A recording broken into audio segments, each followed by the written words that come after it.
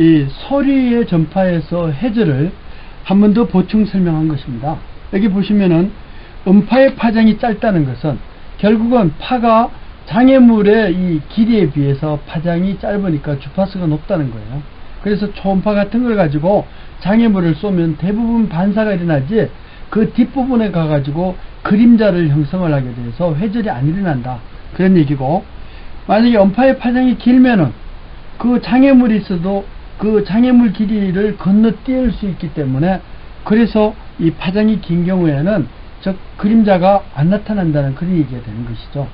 그래서 이 소리가 회절이 일어나서 결국은 이 칸막이가 있어도 뒷부분에까지 소리가 전달이 되는 그런 것을 한 번 더 정리해 준 그런 경우라고 할 수가 있습니다. 예, 앞에서 우리가 에밀레 종소리를 들어봤는데 끊어질 듯 이어지면서 약 3초의 이 맹놀이 주기를 가지고 전달되는 것을 알았죠. 그러면은 저 에밀레 종소리 같은 경우에는 근 31년 동안이나 3대에 걸쳐 가지고 이렇게 종을 주제를 했다 그래요. 그러니까 웬만한 장인 정신이 없으면은 어떻게 할아버지 대에서 한 것을 이렇게 손자 대에까지 전달이 되겠느냐. 그러니까 수도 없이 종을 만들었다는 거예요. 부수고 만들고 이렇게 해가지고 이제 종을 만들었는데, 만들고 놓고 나니까 정말 기가 막힌 작품이 나온 거죠. 그런데 그 중에서 이렇게 맹놀이 현상이 지배적으로 일어나는 것은 64Hz 성분과 168Hz의 성분이었어요. 그러니까 그게 파동으로 이제 이어지는 거죠. 이런 파동으로 이어지니까 이 중국 같은 데서는요, 이 파동이 종을 치지 않아도 나오는 줄 알고 종을 껴안고 기도를 하는 경우가 되게 많아요. 그러니까 자기의 소원이 이 종에서의 파동이 가슴을 심금을 울린다고 생각을 해서 조그만 종이든 큰 종이든지 간에 종을 껴안고 그리고 자기의 소원을 빌어주는, 그 꼭 종교 행사 같은 그런 행위를 한다는 거죠. 그러면 종을 치면은 거기에서 막 진동의 소리, 파동의 소리가 들릴 텐데, 이렇게 맹놀이가 나타내는 3초의 주기는 무슨 의미가 있느냐. 저 3초의 주기는 사람이 심호흡할 때 그 가장 편할 때 내는 주기가 3에서 6초의 주기라고 이야기를 해요. 그러니까 그 주기를 들숨 날숨 하면서 아주 편안하게 유지를 했다. 그래가지고 이 맹놀이 현상을 그렇게 중요하게 생각을 하는 거예요.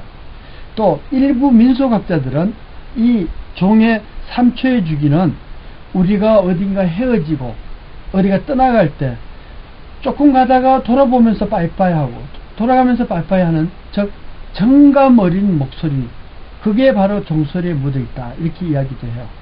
3초의 주기로 돌아본다고 그러더라고요.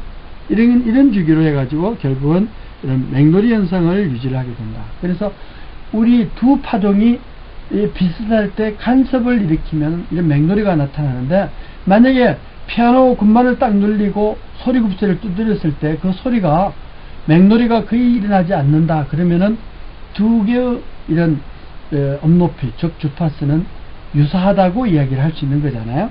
그래서 피아노 조율이라든가 악기 조율을 할 때 이렇게 비트 프리퀀시를 가지고 우리가 많이 조율을 하기도 한다는 거죠.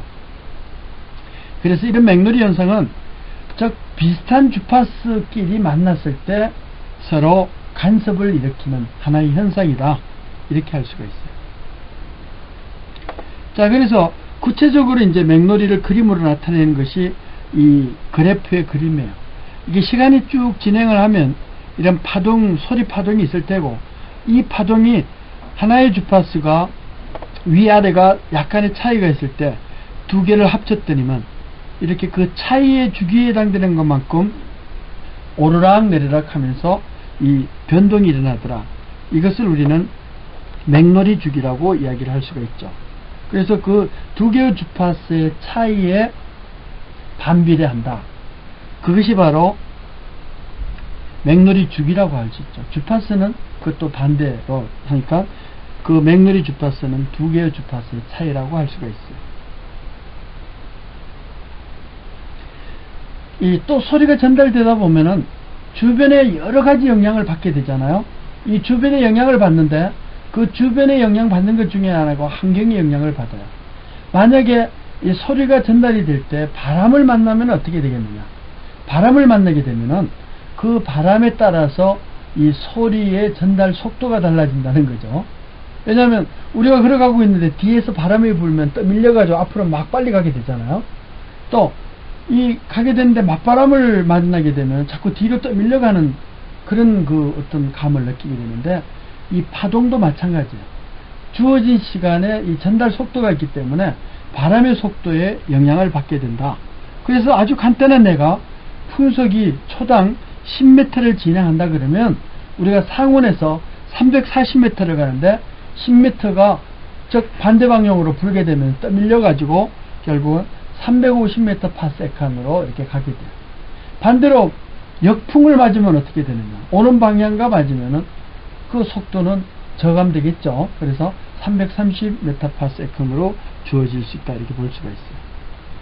그래서 여기 바람이 어떻게 부르냐에 따라 가지고 소리가 휘어지는 것이 달라요. 그래서 바람을 약간 일으키면은 그러면 소리를 어떤 특정 방향으로 소리를 몰 수가 있다. 그래서 이런 바람의 원리라든가 이런 것을 활용해 가지고 특정 방향으로 소리를 전달하고 하는 이것을 집속을 시킨다고 그러는데, 그런 집속의 원리도 이런 바람을 어느 정도 이용할 수가 있다는 것이죠.